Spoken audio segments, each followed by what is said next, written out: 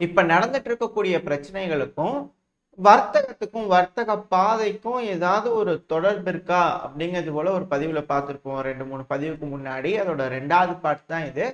So எந்த ஒரு டிலேயுமே இல்லாம பதிவுக்குள்ள போயிடலாம். பார்த்தவங்களுக்கு நல்லாவே தெரிஞ்சிருக்கும். பதிவுக்குள்ள போறதுக்கு முன்னாடி ஒரு சின்ன டிஸ்க்ளைமருங்க. இந்த பதிவுல இருக்கிறது பூரா பொய் தான். அது என்னோட ஒரு தனிப்பட்ட வியூ, நானா யோசிச்சு கிட்ட பேசுறதா, மற்றபடி எதுவும் கிடையாது. இது இப்படித்தான் உண்மைதான் அப்படிங்கிறதுலாம் இல்லை.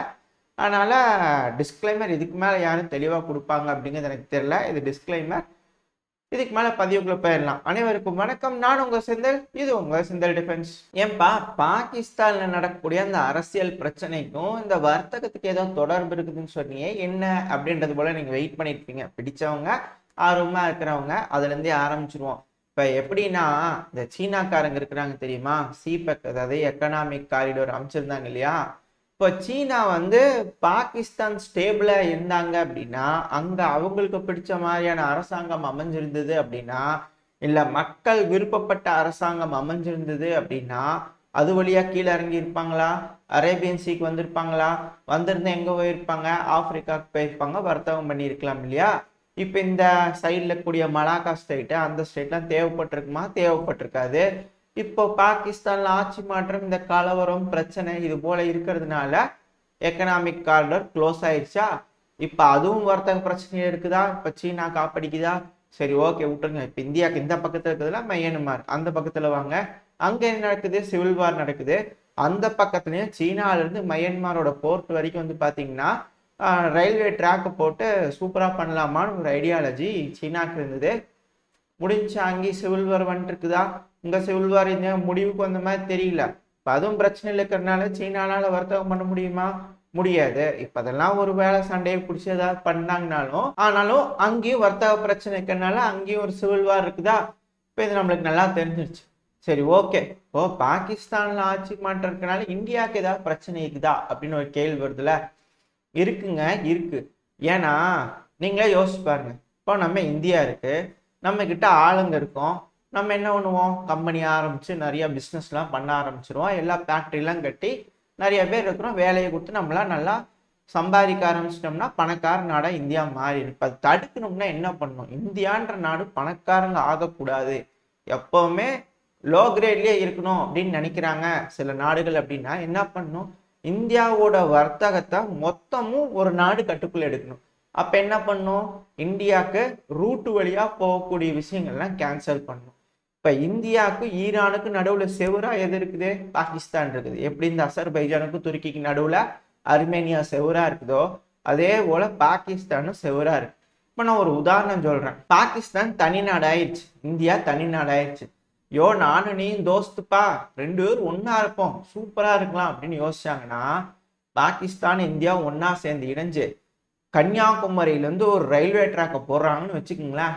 சும்மா சொல்றேன், போட்டாங்கன்னா பாகிஸ்தானை தாண்டி ஈரான், ஈரான்ல இருந்து துருக்கி, துருக்கியில இருந்து அப்படியே யூரோப்பியன் யூனியன்ல மேல நீங்க வந்து பிரசல்ஸ் வரைக்கும் கனெக்ஷன் போட்டுடலாம். சரி, ஓகே, அது வேண்டாம். இப்ப ஈரானுக்கு போயாச்சா, இந்த நடுவுல அமெரிக்கா இருக்குது, இந்த துருக்கியில சிரியாலெல்லாம் இந்த குர்திஸ்தான் இந்த பஞ்சாயத்தெல்லாம் ஓடிட்டு இருக்கு. இப்ப அதெல்லாம் இல்லை, எல்லாரும் தோஸ்தா சந்தோஷமா இருக்கிறோம்னு வச்சுக்கோங்க. கன்னியாகுமரியிலேருந்து ரோடை போட்டிங்கன்னா உள்ள திருப்பினீங்க கீழே சவுத் ஆப்பிரிக்கா வரைக்கும் ரயில் ரோடு போட்டுடலாம். அங்கெல்லாம் பிரச்சனை இல்லை அப்படின்னா ஓகே, அதையும் விட்டுருங்க. இப்போ இதே கன்னியாகுமரியிலேருந்து இந்த பாகிஸ்தான்லாம் நல்ல தோஸ்தா இருக்கணும்னா ஈரான் வழியா அசர்பைஜான் வழியா போட்டோம்னா ரஷ்யாவோட பகுதி அது கீழே நார்த் கொரியா வரைக்கும் ரயில்வே லைன் போட்டுடலாம். இப்போ எந்த அளவுக்கு கனெக்டிவிட்டி இந்த ஏஷியா, யூரோப், மிடில் ஈஸ்ட்னால ஆப்பிரிக்கா இந்த கண்டம்லாம் வந்து எந்த அளவுக்கு கனெக்டடா இருந்திருக்கும், ஒருங்கிணைஞ்சு எந்த அளவுக்கு பணக்காரங்களா நம்ம மாறி இருப்போம். அப்படிலாம் நடந்துருங்களா? அப்ப என்ன பண்ணும், எல்லாத்துலயும் பிரச்சனை நடக்கும். எல்லாத்துலயும் பிரச்சனை நடந்தாதான் சில நாடுகள் பணக்காரங்களா இருக்க முடியும். அதுதான் ஒரே காரணம் எந்த நாடும் விளங்காம இருக்கிறதுக்கு அப்படிங்கிறது என்னோட ஒரு தனிப்பட்ட கருத்து.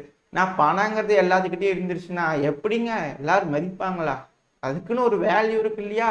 அதனால அவங்க கிட்ட தான் இருக்கும். இதுக்காக நம்ம இந்த ஆப்பிரிக்கா பதிவிலேயே சொல்லியிருப்போம், பணத்தை பணத்தோட கம்பேர் பண்ணோம், பணத்தை பொருளோட கம்பேர் பண்ணாதீங்க அப்படிங்கிறது போல. இப்போ உங்களுக்கு ஒரு கேள்வி வந்திருக்கும், ஏன்பா இந்தியாவை சுத்தி கடல் தான் இருக்குது, ட்ராக்கு தான் போடணும்னு அவசியம் இல்லை, நம்ம கடல் வழியா வணிகம் பண்ணிக்கலாம் அப்படிங்கிறது போல. கரெக்டு தான், இல்லைன்னு சொல்லலை. கடல் வழியா வணிகம் பண்ணும்போது நம்மளோட படகுல பொருட்கள் ஏத்தணும் கண்டெய்னர்ல. அது ஏத்தி ஒரு நாட்டுக்கு கொண்டு போகணும்னா சில வழிகள் தாண்டி தான் போயாகணும். இப்ப அந்த வழிகள்லாம் வந்து பாத்தீங்கன்னா சூப்பர் பவர்ஸ்ன்னு சொல்றவங்களோட போர்ட் எல்லாம் இருக்கும்.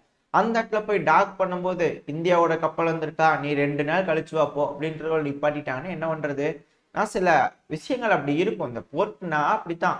இந்த போர்ட்ல இருந்து இந்தியால இருந்து வந்துக்குதா, இந்த பொருளை டாக் பண்ணினா இவ்வளவு ரூபாய் வரிய கட்டு, அவ்வளவுதான். அப்பதான் உங்க வண்டி வந்து இந்த வழியா போக அலோவ் பண்ணுவேன், இல்லைன்னா அலோவ் பண்ண மாட்டேன் அப்படின்னா, இது போல பல விஷயங்கள் இந்தியா மேல நம்ம எதிர்த்து செய்ய செய்ய திணிக்க திணிக்க என்ன ஆகும், நம்ம பொருட்களோட விலை அதிகமாகும். அது மட்டும் இல்லாம கடல் கொள்ளையர்கள் இருக்காங்க, தீவிரவாதிகள் இருக்காங்க, இது போல ஏகப்பட்ட விஷயங்கள் இருக்கும். நம்ம படகை வந்து அடிப்பாங்க, கம்பெனிலாம் நட்டமாயிரும். அப்புறம் மெயினான விஷயத்துக்கு வரும். இப்ப ஆப்பிரிக்கா இருக்குதுன்னு வச்சுக்கோங்க. ஆப்பிரிக்கால எல்லா நாடுகளையும் பிரச்சனை இருக்கு. எந்த நாடுமே பெருமளவுல வளர்ற மாதிரி இல்லை. எல்லாமே கஷ்டமா தான் இருக்கு எக்ஸப்ட் ரவாண்டா. பட் ரவாண்டாவோட கதையே வேற, அது வேற விஷயம்.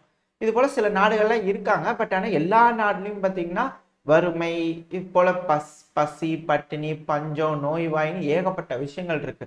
இந்த ஆப்பிரிக்கா கண்டத்தை யாரோ சபிச்சு வச்சுக்கிறாங்க. அது சில நாடுகளுக்கே சேரும்.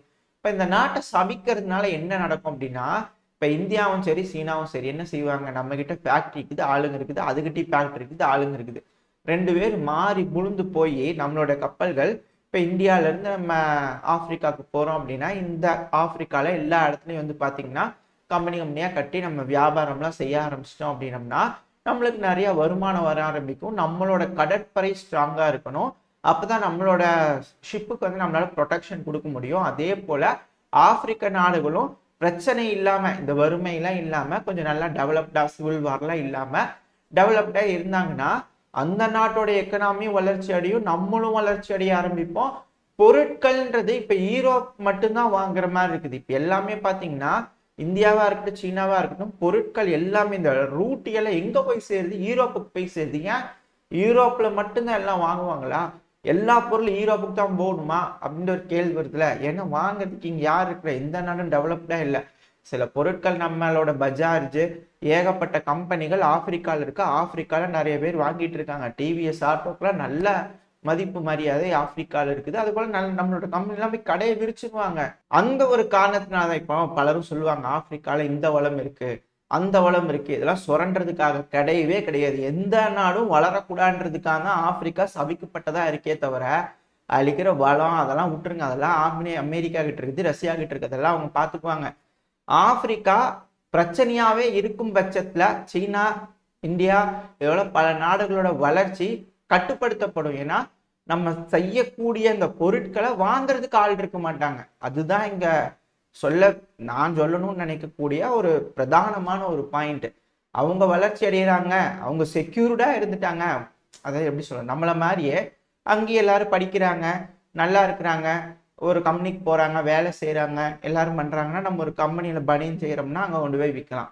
இப்போ அங்க பனியன் விற்க மாட்டாங்கன்ட்டு இல்லை, செய்யலாம். பட் ஆனா அங்க வாங்குற காசு கம்மியா இருக்கு. நம்மளும் அவங்களும் வர்த்தகம் பண்ணுவோம், உள்ள நல்லா டைப்பா இருப்போம். அப்படி வரும்போது நல்லா வளர்ந்துட்டோம்னா என்னங்க நடக்கும் அப்படின்னு ஒரு கேள்வி வருதுல. வளர்ந்துட்டோம்னா நம்ம ஏங்க டாலர்லாம் பயன்படுத்தணும்? நம்மளுக்குள்ள வர்த்தகம் இருக்கு, நம்ம ஒரு காசு வச்சு பண்ணிக்கலாம், இல்ல கோல்டு வச்சு பண்ணிக்கலாம், இல்ல வேற ஏதாவது வச்சு பண்ணிக்கலாம் அப்படிங்கிறத பண்ணிட்டோம்னா அப்புறம் அதுக்குன்னு வச்சுக்கிறாங்களேங்க டாலரு. அப்புறம் அது யார் பயன்படுத்துவா அப்படின்ற கேள்வி வருது இல்லையா? இப்போ டாலர்ன்ற ஒரு விஷயத்த எல்லாரும் பயன்படுத்துறதுனால தானுங்க அவங்க பணக்காரங்களாவே இருக்கிறாங்க.